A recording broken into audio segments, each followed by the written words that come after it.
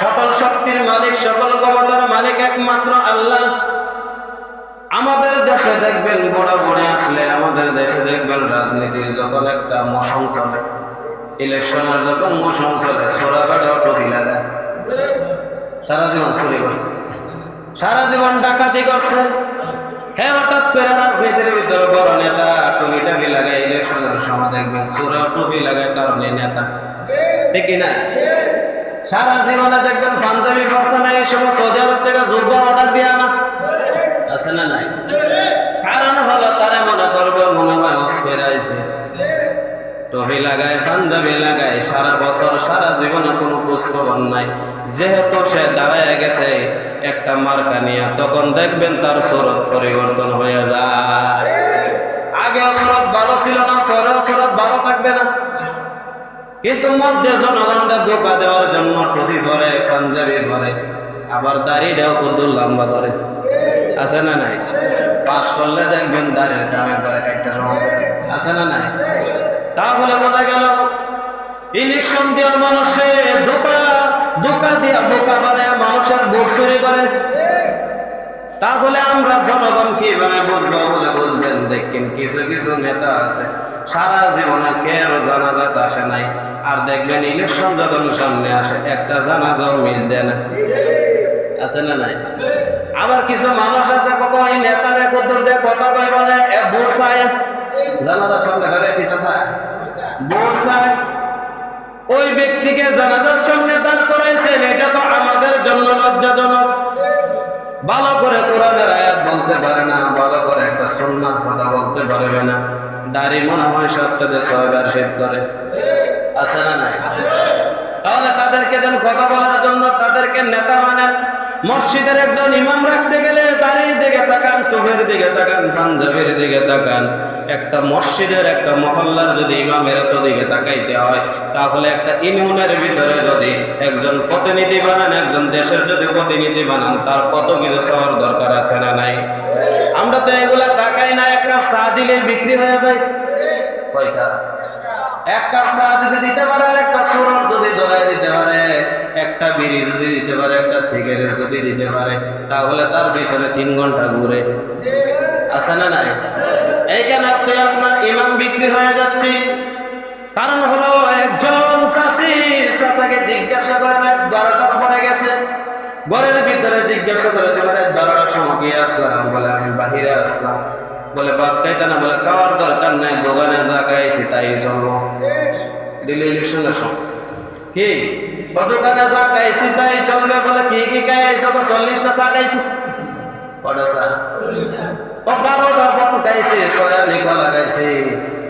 তোমার আবার কেডা ঘর? তোমার তো পড়ালেখার বুনিয়াদ নাই, কি নাই? শিক্ষা দীক্ষার দ্বারা দাও তুমি যাই না, তোমার কে শিক্ষা দীক্ষা লাগে না এগুলা খাইতে? কি লাগে না? বিএনপির লোক যখন আসে, আমি আওয়ামী লীগের বিরুদ্ধে কই, তখন বিএনপির লোক চাচারে ফোন দেয়, চা দে, কলা দে, আছে না নাই? আছে না নাই? আবার কিছু কিছু মানুষ আছে দেখবেন বিএনপি আসলে আওয়ামী লীগের বদনাম করে, আওয়ামী লীগ আসলে আবার বিএনপির বদনাম করে, বিএনপি আসলে আবার জামাতে ইসলামের বদনাম করে। কইরা কইরা শুধু চা খায় আর বিড়ি খায়, আছে না নাই?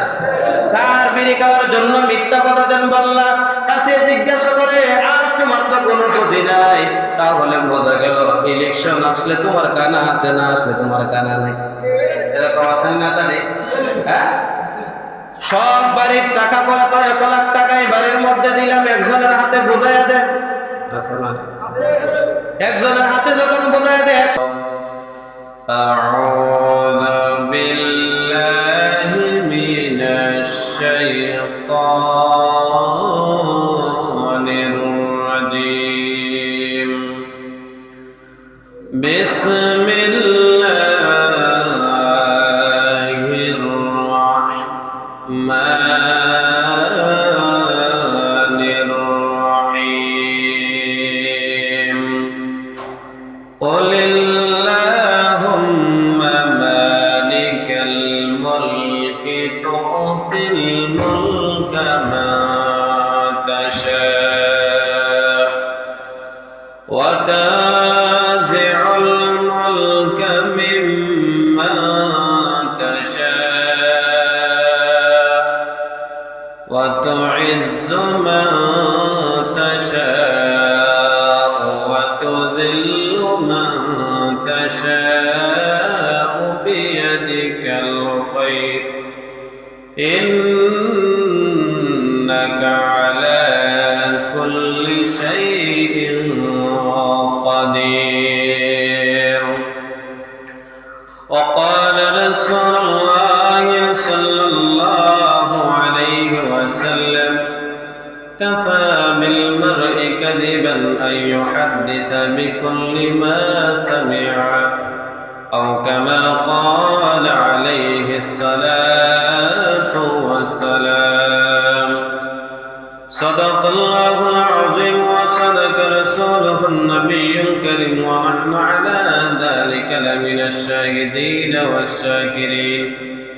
والشاكرين والذاكرين والحمد لله رب العالمين.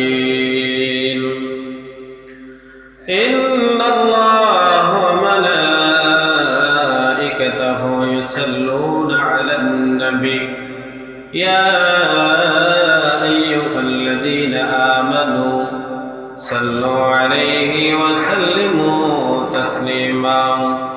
اللهم صل على محمد وعلى آل محمد كما صليت على إبراهيم وعلى آل إبراهيم إنك حميد مجيد.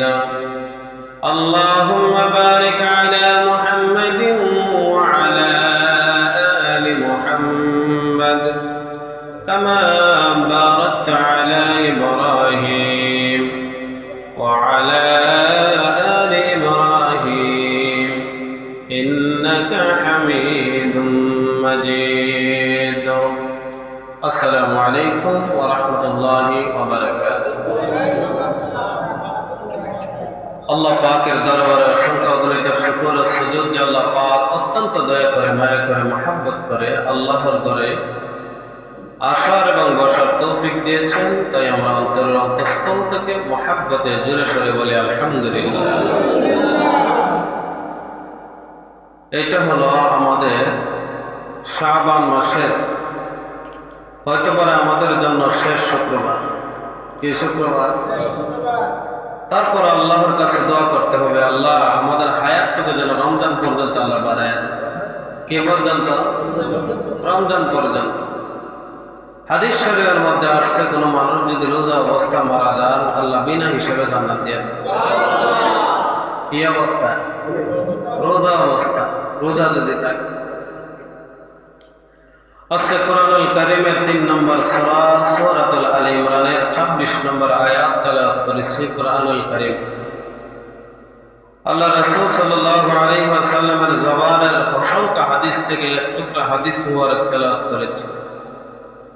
আল্লাহ যেন এই আয়াত এবং হাদিসের আলোকে কিছু কথা বলতে পারি, আমরা আমল করতে পারি, আল্লাহ যেন তৌফিক দান করেন। সকলে বলি আমা তৌফিক ইল্লা বিল্লাহ।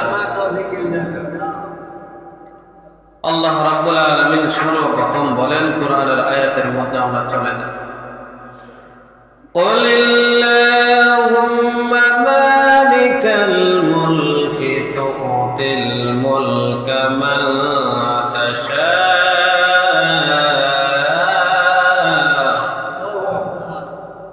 আল্লাহ রাব্বুল আলামিন তার বন্ধুকে তার হাবিবকে উদ্দেশ্য করে বলেন, ও আমার বন্ধু, আমার হাবিব,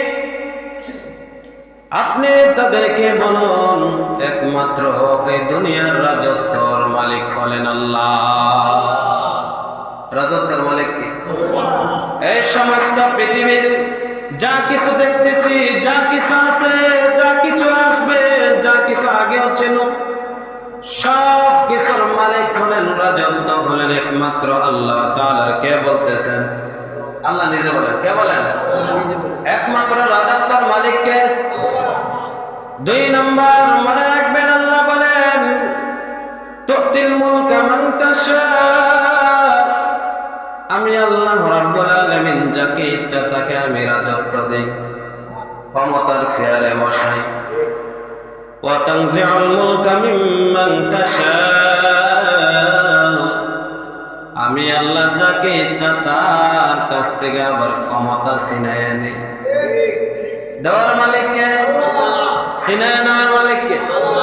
আল্লাহ রাব্বুল আলামিন বললেন দেওয়ার মালিক যেমন আমি আল্লাহ, যেমনি ভাবে দিছি সম্মানের খাতিরে তোমাকে সম্মানের চেয়ারে বসাইছি, রাজত্বের চেয়ারে বসাইছি, রাষ্ট্রের চেয়ারে বসাইছি। একটা রাষ্ট্র সারা পৃথিবীর একটা দেশের মধ্যে তোমাকে আমি ওয়ার্ল্ডের ভিতরে বসাইছি। এটার যেমন আমি সম্মান দেওয়ার মালিক, ঠিক তেমনি ভাবে ছিনিয়ে নেওয়ার মালিক আমি আল্লাহ। তুমি যদি ভালো করো আমি ছিনিয়ে নেব না।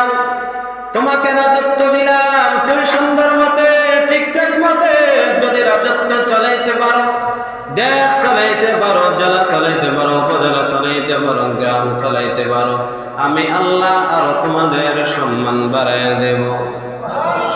আর যদি ঠিকঠাক মতো না চালাইতে পারো, চুরি করো, বাটপারি করো, ডাকাতি করো, মানুষের সাথে দুর্নীতি করো, আল্লাহ বলেন ওয়া তানজিউল মুলকা মিম্মান তাশা, আমি আল্লাহ এমন ভাবে ছিনিয়ে নেব দেশে থাকবা দূরের কথা বিদেশও তোমাদের তাই হবে না। কার কথা? আল্লাহ বলেন আমি আল্লাহ ছিনিয়ে নেব। বলে কিভাবে ছিনিয়ে নেব তোমরা জানো? বলে এমন ভাবে ছিনিয়ে নেব, একজন মানুষের কাছ থেকে যেমন ভাবে সন্তানটাকে আলাদা করলে যেমন ভাবে কষ্ট হয়, আমি আল্লাহ তোমাদের রাজত্ব, তোমাদের ক্ষমতা, তোমাদের সরদারি, তোমাদের মাতব্বরি সবকিছু আমি এমন ভাবে ছিনিয়ে নেব সন্তান থেকে আরো বেশি কষ্ট হবে। তারপরে আল্লাহ জানিয়ে দিলেন ওয়াতানজিউল মুলকা মিম্মান তাশা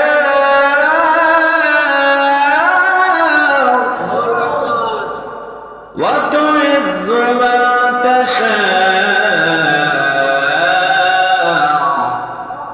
আল্লাহ বলেন সম্মান দেওয়ার মালিক আমি আল্লাহ। সম্মান দেওয়ার মালিক কে?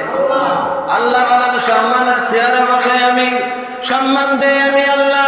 জনগণ কেমন ভাবে আমার আল্লাহ জানিয়ে দিলেন ইন্নাল্লাযীনা আমানু ওয়া আমিলুস সালিহাতি সায়াজআলু লাহুমুর রাহমানু ওয়াদ্দা। আল্লাহ বলেন বান্দা তোমাদেরকে যখন আমি সম্মান দেই, আমি পৃথিবীর মানুষদের মনের ভিতরে, অন্তরের ভিতরে, কলম নামক হৃদয়ের ভিতরে আমি তোমাদের জন্য ওই বান্দাদের, রহমানের বান্দাদের ভিতরে আমি অন্তরের ভিতরে ভালোবাসা সৃষ্টি করে দেই। সৃষ্টি করে দেন কে? আমি মানুষের অন্তরের ভিতরে তোমাদের জন্য আমি এমন ভাবে ভালোবাসা সৃষ্টি করে দেই, আর বলে ওই বান্দাটাকে আমি ভালোবাসি, মহাব্বত করি, ওই বান্দাকে তোমরাও ভালোবাসো, মহাব্বত করো। এটা কার কথা? আল্লাহর কথা। আল্লাহ বলেন, তারপরে বলেন ওয়া তুইজ্জু মান তাশাউ ওয়া তুযিল্লু মান তাশাউ বিয়াদিকাল খায়র। আল্লাহ বলেন সম্মানের মালিক আমি যেমন আল্লাহ, অসম্মানের মালিক আমি আল্লাহ। দেখবেন সম্মান দেওয়ার সময় মানুষকে একবারে মাথার উপরে তোলেন, যখন আল্লাহ অসম্মানী বানাই জোতার পিঠা দিয়ে দেখবেন নিচে নামায় দেয়। আছে না নাই? আল্লাহ বলেন সম্মান দিয়ে আমি উঠাইছি, আবার অসম্মানী করে আবার নামাইতেও জানি। উঠাইতে পারেন কে? নামাইতে পারেন কে? তারপরে আল্লাহ রাব্বুল আলামিন জানিয়ে দিলেন ইন্নাকা আলা কুল্লি শাইইন কাদির।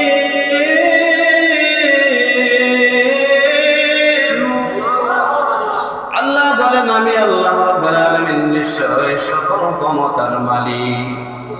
সকল ক্ষমতার মালিক কে? সকল শক্তির মালিক, সকল ক্ষমতার মালিক একমাত্র আল্লাহ। আমাদের দেশে দেখবেন বড় বড় আসলে, আমাদের দেশে দেখবেন রাজনীতির যখন একটা মৌসুম চলে, ইলেকশনের যখন মৌসুম চলে, ছোড়া বেটাও টুপি লাগায়, সারা জীবন চুরি করছে, সারা জীবন ডাকাতি করছে।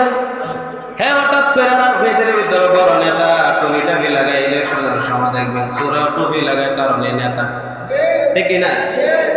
সারা জীবনে দেখবেন পাঞ্জাবি পরছে, যোগ্য অর্ডার দিয়া না আছে না নাই? কারণ হলো তারা মনে করবে মনে হয় অস্কের আইছে, টহি লাগায়, পাঞ্জাবি লাগায়, সারা বছর সারা জীবনে কোনো খোঁজ খবর নাই। যেহেতু সে দাঁড়ায় গেছে একটা মার্কা নিয়ে, তখন দেখবেন তার সুরত পরিবর্তন হয়ে যায়। আগে সুরত ভালো ছিল না, পরেও সুরত ভালো থাকবে না। কিন্তু মধ্যে জনগণকে ধোঁকা দেওয়ার জন্য টুপি পরে, পাঞ্জাবি পরে, আবার দাড়িটাও কত লম্বা করে, আছে না নাই? পাস করলে দেখবেন দাড়ির কামে করে একটা সময়, আছে না নাই? তাহলে বোঝা গেল ইলেকশন দিয়ে মানুষের ধোঁকা দিয়া বোকা বানায় মানুষের ভোট চুরি করে। তাহলে আমরা জনগণ কিভাবে বুঝবো বলে বুঝবেন, দেখেন কিছু কিছু নেতা আছে সারা জীবনে কেউ জানাজাত আসে নাই, আর দেখবেন ইলেকশন যখন সামনে আসে একটা জানাজাও মিস দেয় না, আছে না নাই? আবার কিছু মানুষ আছে কখন এই নেতারে কদ্দুর দিয়ে কথা কই বলে ভোট চায়, জানাজার সামনে ঘরে পিতা চায়, ভোট চায়। ওই ব্যক্তিকে জানাজার সামনে দাঁড় করাইছেন, এটা তো আমাদের জন্য লজ্জাজনক। ভালো করে কোরআনের আয়াত বলতে পারে না, ভালো করে একটা সুন্নাহ কথা বলতে পারবে না, দাড়ি মনে হয় সপ্তাহে 6 বার শেভ করে, আছে না নাই? তাহলে তাদেরকে যেন কথা বলার জন্য তাদেরকে নেতা মানেন। মসজিদের একজন ইমাম রাখতে গেলে দাড়ির দিকে তাকান, টুপির দিকে তাকান, পাঞ্জাবির দিকে তাকান। একটা মসজিদের একটা মহল্লার যদি ইমামের তো দিকে তাকাইতে হয়, তাহলে একটা ইউনিয়নের ভিতরে যদি একজন প্রতিনিধি বানান, একজন দেশের যদি প্রতিনিধি বানান, তার কত কিছু সবার দরকার আছে না নাই? আমরা তো এগুলা তাকাই না। এক কাপ চা দিলে বিক্রি হয়ে যায়, কয়টা? এক কাপ চা যদি দিতে পারে, একটা সুরত যদি ধরাই দিতে পারে, একটা বিড়ি যদি দিতে পারে, একটা সিগারেট যদি দিতে পারে, তাহলে তার পিছনে 3 ঘন্টা ঘুরে, আছে না নাই? এইখানে তুই আপনার ইমাম বিক্রি হয়ে যাচ্ছে। কারণ হলো একজন চাচাকে জিজ্ঞাসা করে 12টার পরে গেছে, ঘরের ভিতরে জিজ্ঞাসা করে তোমার 12টার সময় গিয়ে আসলাম, বলে আমি বাহিরে আসলাম। বলে ভাত খাইতে না? বলে খাওয়ার দরকার নাই, দোকানে যা খাইছি তাই চলবো। দিল্লি ইলেকশনের সময় কি দোকানে যা খাইছি তাই চলবে। বলে কি কি খাইছো? 40টা চা খাইছি। কটা চা? 12টা বন খাইছি, সয়ালি কলা খাইছি। তোমার আবার কেডা খাও? তোমার তো পড়ালেখার বুনিয়াদ নাই, কি নাই? শিক্ষা দীক্ষার দ্বারা দাও তুমি যাই না, তোমার কে শিক্ষা দীক্ষা লাগে না এগুলা খাইতে? কি লাগে না? বিএনপির লোক যখন আসে, আমি আওয়ামী লীগের বিরুদ্ধে কই, তখন বিএনপির লোক চাচারে ফোন দেয়, চা দে, কলা দে, আছে না নাই? আছে না নাই? আবার কিছু কিছু মানুষ আছে দেখবেন বিএনপি আসলে আওয়ামী লীগের বদনাম করে, আওয়ামী লীগ আসলে আবার বিএনপির বদনাম করে, বিএনপি আসলে আবার জামাতে ইসলামের বদনাম করে। কইরা কইরা শুধু চা খায় আর বিড়ি খায়, আছে না নাই? চা আর বিড়ি খাওয়ার জন্য মিথ্যা কথা দেন বললা। চাচি জিজ্ঞাসা করে আর তোমার তো কোনো বুঝি নাই, তাহলে বোঝা গেল ইলেকশন আসলে তোমার কানা আছে, না আসলে তোমার কানা নাই। এরকম আছেন না তাই? হ্যাঁ, সব বাড়ির টাকা কত 1 লাখ টাকাই বাড়ির মধ্যে দিলাম, একজনের হাতে বুঝাইয়া দেয়,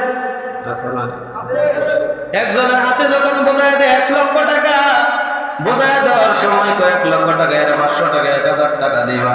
মানুষের মাথা কিনতেছে, এর মাথা, মানুষের মাথা কিনতেছে। মানুষের মাথা তো টাকা দেওয়া বিক্রি হয় না, ইলেকশনের মানুষের মাথাও বিক্রি হয়, মানুষের মাথা বিক্রি হয়। মাথা হিসেবে 500 টাকা, মাথা হিসেবে কত? 500-র বেশি দেওয়া যায় না। মাথা হিসেবে 500 টাকা বিক্রি হয়। এত টাকা দিবা, যে নেতার কাছে টাকা দিছে এই নেতা খায়া বয়া দেয়,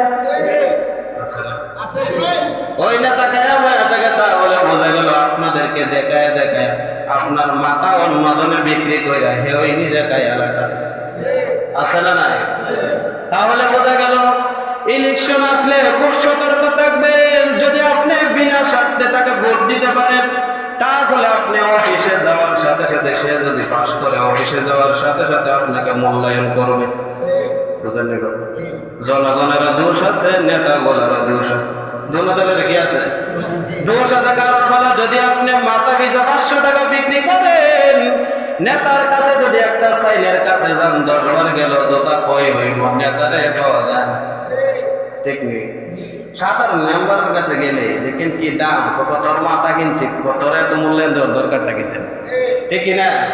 তাহলে বোঝা গেল আমরা যারা আছে ইলেকশনের সময় 5 টাকা চা খায়া, বন খায়া, বিস্কিট খায়া, বিড়ি খায়া আপনি মাথা বিক্রি করেন না। কি বিক্রি করবেন না? মাথা বিক্রি করেন না। যদি মেম্বার হতে পারে, চেয়ারম্যান হতে পারে, যদি আপনার এমপি হতে পারে, তাহলে আপনার অপমূল্যায়ন করবে, বলবে তোমাকে কিনা হয়েছে আর আজকে তোমাকে দাম দেওয়ার সুযোগ নাই। কিন না কি করে তারা ছাল আসলে ছাল অর্ধেক মেরে দেয়। চোরের দলে আছে না নাই? দেখবেন বেশি অর্ধেকে মেরে দেয়। কারণ কি? আপনাকে সঠিক মূল্য দিতেছে না, আপনিও তাকে মূল্য দিচ্ছেন না। মূল্য দেওয়ার সময় কি দিচ্ছেন না? আপনি যদি বলতেন যে চেয়ারম্যান আপনি দাঁড়াইছেন, 1 টাকা আপনার খরচ করতে হবে না, আপনি চেয়ারম্যান কিভাবে বানানো যায় এটা আমরা দেখবো। যদি আপনি বলতেন আপনাদের বিশেষ বইরে আর আপনি সারাদিন 1000 টাকা 2000 টাকা 5000 টাকা মাইরা দেন, তাহলে চেয়ারম্যানে যে একটা চেয়ারম্যানই করতে গেলে বর্তমান 5 কোটি টাকা লাগে। কয় কোটি? আর এবারে কি 5 কোটি তুলতো না? কথা কয় না। 5 কোটি কি এবার বাজার ঘর থেকে আনবো না জনগণ থেকে মারবো? কথা কয় না। কার থেকে মারবো?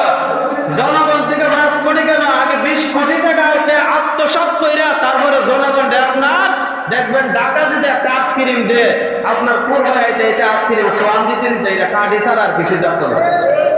বুঝলেননি কথা? কাঠি ছাড়া কি আর কিছুই থাকতো না। ঠিক তেমনি ভাবে আমরা যে অবস্থা হয়েছে, মানুষ ঢাকা যদি আপনার 1 লাখ টাকা জনগণের জন্য যে আইতে আইতে আইতে আইতে আইতে 10 টাকা পর্যন্ত আয় আছে না না? কারণ কি? আমাদের দোষ। আমরা যদি নিজের সম্মান পাইতে হয় আরেকজনকে সম্মান দিতে হবে। আরেকজনকে কি দিতে হবে? সম্মান দিতে হবে। 2 নম্বর পয়েন্ট, আমরা কাকে ভোট দেব? কাকে ভোট? কিন্তু একটা সাক্ষী। ভোট কি? সবাই খেয়াল করেন, কি এটা? সাক্ষী। বলে সাক্ষী কিভাবে?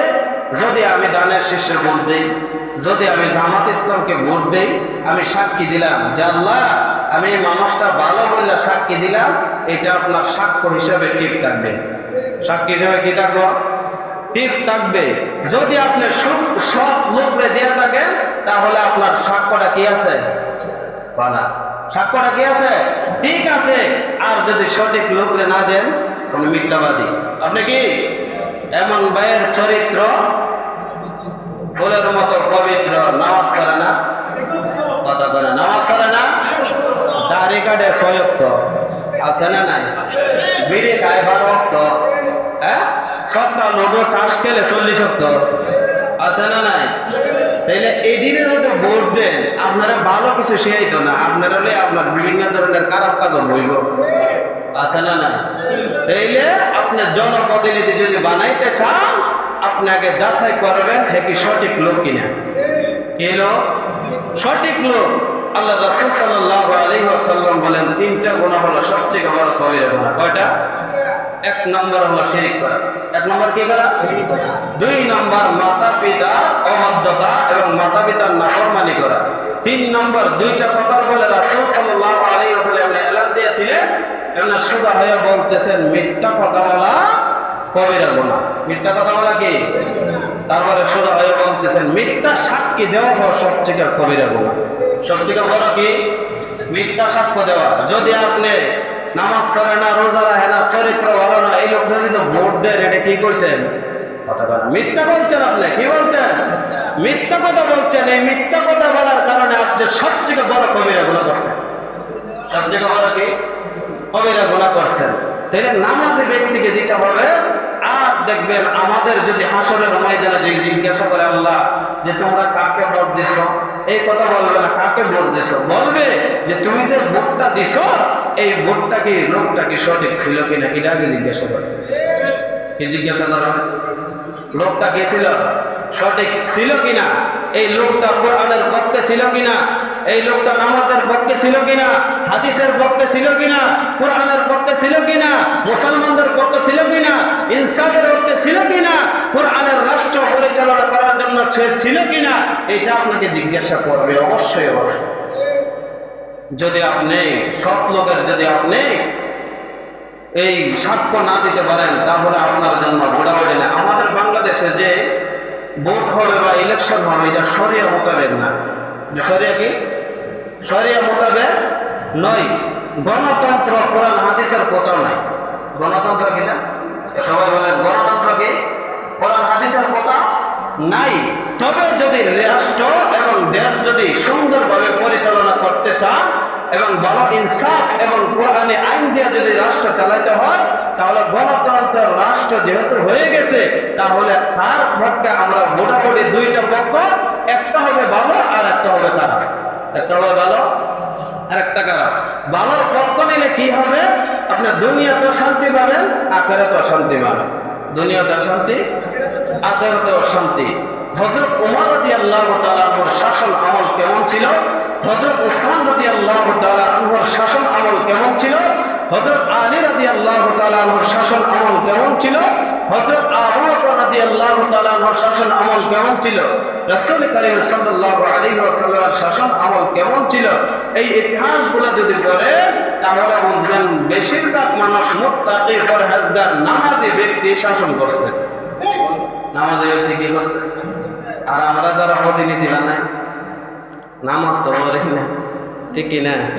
হ্যাঁ, শুধু চুরি কেমনে করতে পারবো, খালি ডাকাতি কেমনে করতে পারবো, বিধবার টেহা কেমনে মেরে দিতে পারবো, মানুষের যে বৃদ্ধ ভাতা আছে এই ভাতাগুলো কিভাবে মেরে দিতে পারবো, বিভিন্ন ধরনের ভাতা আছে, রাস্তা অর্ধেক কায়া না সোরা বলতে আছে না নাই?